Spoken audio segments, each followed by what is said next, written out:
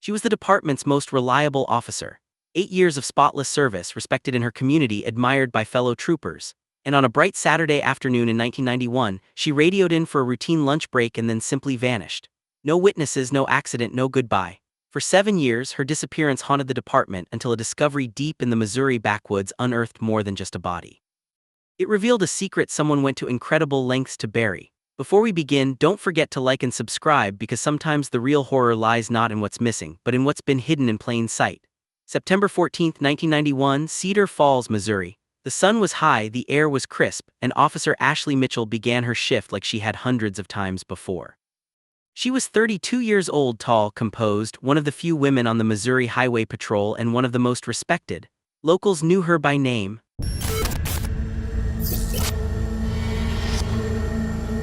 Farmers waved when she passed. Kids called her Officer Ash. She took her job seriously but always with kindness. And that morning she arrived early at the precinct like she always did. Coffee, briefing, radio check, everything was by the book. By 2:30 p.m. she was seen at Miller's gas stop, a small station off Route 287. She grabbed coffee and a chocolate-covered donut, her usual order. "You headed back out?" the cashier asked. Ashley smiled. "Just another few hours, then home."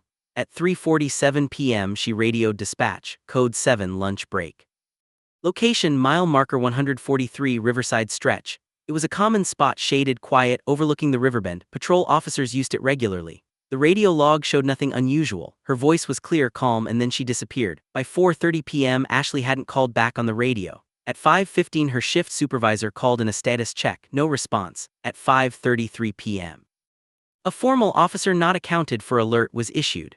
By 6:00 search efforts were already mobilized. The last known location officers found her usual patrol route undisturbed. There was no sign of her cruiser bike. No helmet, no radio, no boots, just an empty roadside turnout beneath a canopy of trees and the faint hum of cicadas. The riverside curve was checked for skid marks. None. The ravine below was scanned by drones and climbing teams. Nothing. Divers were called in the next morning. The Missouri River was 18 ft deep in places, but visibility was decent. Still nothing. Within 48 hours, more than 200 people joined the search. State troopers, volunteers, firefighters, even off-duty officers from 3 counties.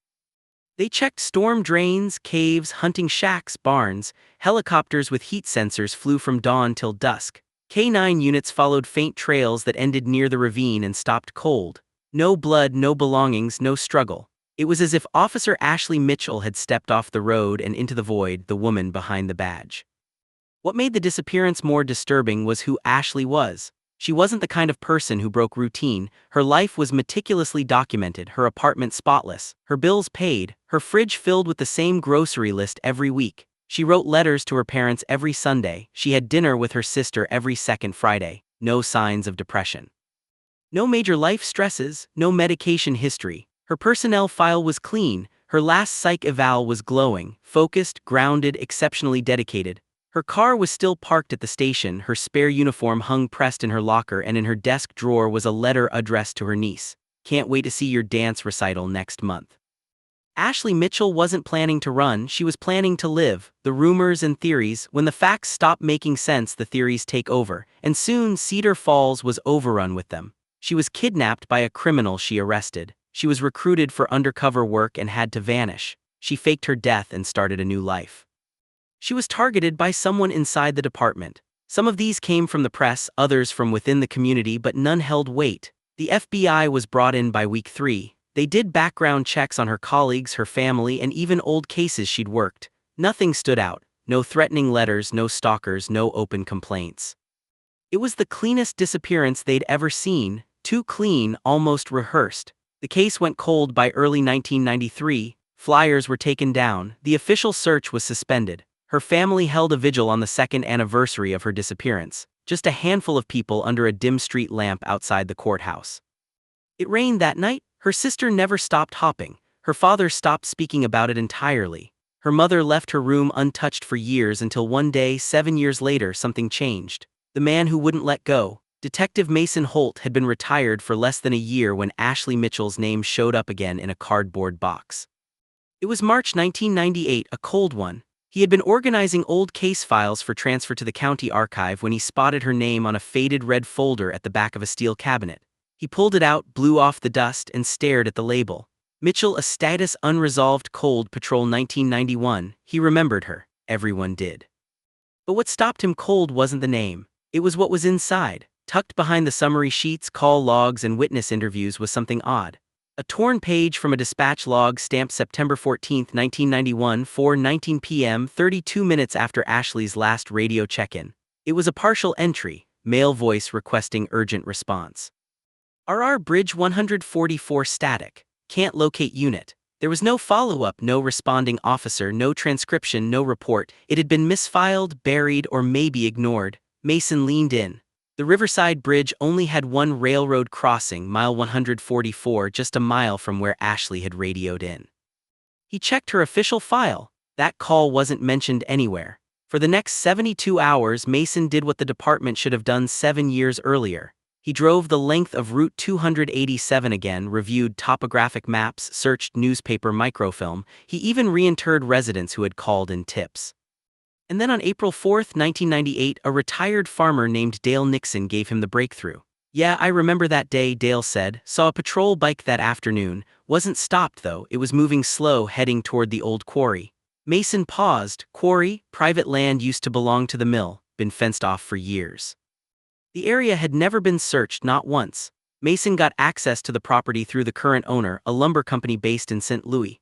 No one had used the site since 1987. That weekend, a team of Catawba dogs joined him. It took only 4 hours. Beneath a rusted sheet of metal and 4 ft of loose soil in a shallow depression near the treine, they found it. Scraps of a patrol jacket, fragments of a leather duty belt, a piece of a shattered radio mic, and 15 feet away, beneath the roots of an old maple, a shallow grave. The body inside had no ID, but dental records made it official. Ashley Mitchell had been there the whole time, the evidence they missed. The discovery site was quickly sealed off. Forensics teams, state investigators, and FBI agents descended on the old quarry with urgency because whatever had happened to Ashley Mitchell, someone had gone to great lengths to hide it. And what they found next was worse than anyone imagined. Ashley's body was intact enough for a full forensic examination. The cause of death was immediately clear: blunt force trauma to the back of the skull. A single deliberate strike, likely with a heavy tool, something steel, possibly a railroad spike hammer. But there were other details that disturbed even the most seasoned examiners. Her hands were bound at the wrists. There were signs she had been moved, transported post-mortem.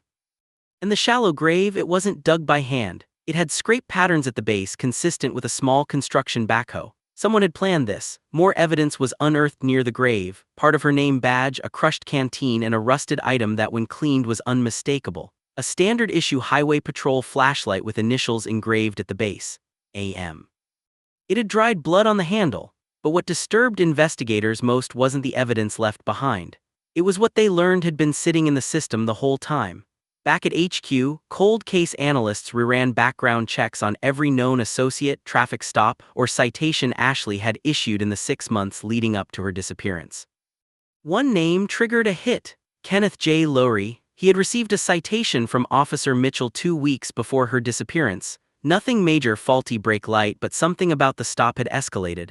According to the log, Ashley had marked the stop as agitated subject, verbal warning issued only. She noted driver was uncooperative, refused to provide secondary ID. The file was closed, but Kenneth Lowry had a past. He'd been arrested twice in Oklahoma in the late 80s, once for assaulting a city employee and once for impersonating a law enforcement officer. Both charges dismissed due to procedural issues. But in 1991, Kenneth had moved to Missouri. He bought a trailer less than 15 miles from the Riverside stretch where Ashley had last radioed in. In 1993, he left the state. By 1998, he was living in Idaho under a different name. When authorities tracked him down, he didn't run. He didn't resist. He just said, "I was wondering when you'd figure it out." He was arrested on the spot. During interrogation, Kenneth initially denied everything. Said he didn't remember the ticket, said he'd never seen Ashley again, but when presented with the flashlight engraved with her initials, he stared at it for a long time and then said she wouldn't back down. "Even when I told her to drop it, investigators leaned in." "Drop what?" Kenneth said nothing more, just smiled. The connection nobody saw. The interrogation of Kenneth Lowry left investigators with more questions than answers. He admitted nothing, denied everything except one thing: she wouldn't back down. That single sentence echoed through the investigation like a riddle. What had Ashley found? What hadn't she dropped? Detective Mason Holt had a theory. He believed Ashley Mitchell's disappearance wasn't random, it was connected. And when he dug into Lori's past, into the places he'd lived before Missouri and after, he found something chilling. Another missing woman. June 4, 1987, Pawnee, Oklahoma, a 24-year-old municipal clerk named Mara Devers went missing after leaving work around 6:15 p.m. She had just closed up the city records office and was last seen locking the building. She never made it home. Her car was found 2 days later, abandoned in a field, keys gone. No struggle, no suspects. The case went cold within 6 months, but guess who worked for the city of Pawnee that year as a part-time maintenance contractor? Kenneth J. Lowry. Detectives compared the details. Mara had been known to document internal complaints at the city office. Ashley Mitchell had been known to stop vehicles more thoroughly than most officers. She often requested backup when subjects didn't cooperate. She logged detailed notes on agitation levels and demeanor shifts. Both women were detail-oriented. Both disappeared in rural zones. Both had crossed paths, however briefly, with Lowry. What pushed the case even further was a single line buried in Ashley's last month of notes recovered from her locker. Repeat sighting of suspicious black pickup plates half-covered third time this month. Same vehicle ID'd from set 1 stop, Lowry possible follow-up. It was the last personal entry she ever wrote. And that truck, it matched one recovered from an abandoned barn in Kansas in 1994, registered under a false name. Guess who had used that alias before? Kenneth J. Lowry. Investigators widened the scope. They created a timeline cross-checking Lowry's employment records, DMV transactions, and lease agreements from 1985 to 1995. They flagged 3 more missing women. None had been connected until now. None had been linked by MO, geography, or timing until now. They all vanished near Lowry's last known addresses, and in each case the initial investigation ended without resolution. Each woman was categorized as missing. Voluntary departure suspected, but what if they hadn't left? What if they were silenced, just like Ashley, the field beneath the pines? 2 months after Kenneth Lowry's arrest, a guard at the county jail submitted an incident report. He claimed Lowry had been sketching something obsessively in his cell. Not letters, not scribbles, but a map. The notebook was seized. It showed a clearing, a creek, a long rectangle labeled only with the letter X in the margins, a note, same place. She wouldn't let it go, should have buried her deeper. Detectives knew exactly what it meant. Lowry wasn't just admitting to Ashley's murder, he was telling them where he left someone else. The sketch matched an area near a pine grove about 40 mi from the quarry where Ashley's body was found. The land was privately owned but had been unused for decades. On October 17, 1998, authorities executed a search warrant. They brought ground-penetrating radar, cadaver dogs, forensics, and a quiet hope they wouldn't find anything worse. They did. Under 6 ft of compacted earth, investigators uncovered the skeletal remains of a woman. Next to her were a rusted hairpin, a county employee badge from Oklahoma, and a cracked plastic ring shaped like a butterfly. It was Mara Denver's missing since 1987. Dismissed as a low-risk disappearance, forgotten until Ashley's case forced someone to keep digging.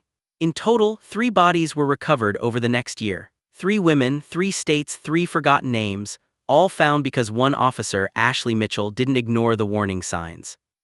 She documented everything. She reported the patterns. She refused to dismiss the danger, and because of that she was silenced, but she wasn't forgotten. She led them to the truth even in death. In 2001, Kenneth Lowry was convicted on 3 counts of first-degree murder. He received 3 life sentences without the possibility of parole.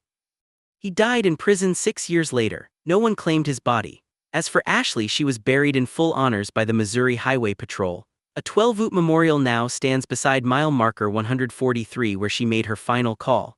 The plaque reads, Officer Ashley Mitchell, end of watch, September 14, 1991. She saw what others didn't. She stood where others stayed silent, and every September her sister places a single white lily at the base of the marker. No cameras, no speeches, just silence and memory.